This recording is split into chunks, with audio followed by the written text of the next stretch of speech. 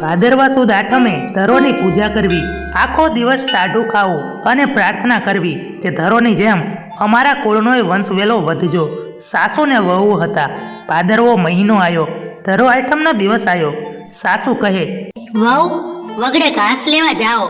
વહુ ધરો આઠમનું વ્રત કરતી હતી એટલે ઘાસ વઢાય નહીં, તેથી તેણે સાસુમાને ના પાડી.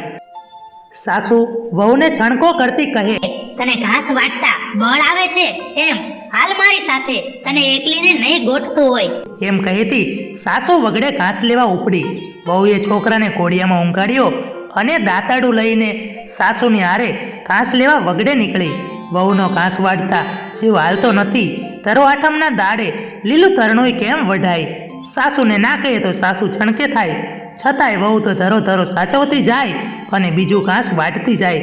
સાંજે ઘાસના ભારા બાંધ્યા અને સાસુ વહુ ઘરે આવવા નીકળ્યા.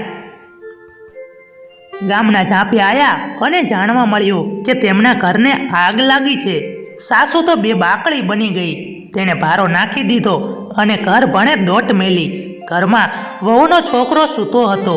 વહુ તો ધરો માતાનું ધ્યાન ધરતી દોડી.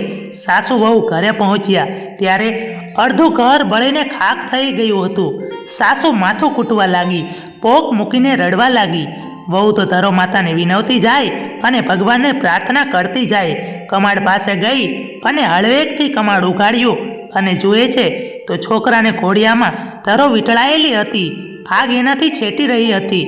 છોકરો તો ઘોડિયામાં રમે છે અને કિલોલ કરે છે. વહુને ધરો આઠમનો વ્રત ફળ્યો. એના આનંદનો પાર રહ્યો નહીં. સાસુ પણ રડવાનું છોડી અને છોકરાને લઈ રમાડવા લાગી. ધરો આઠમનો આવો મહિમા છે. ધરો આઠમનું વ્રત જેવું વહુને ફળ્યું તેવું સૌને ફળજો. મિત્રો, વિડીયો પસંદ આવ્યો હોય તો વિડીયોને લાઈક કરી અને ચેનલને સબસ્ક્રાઈબ કરવાનું ભૂલશો નહીં.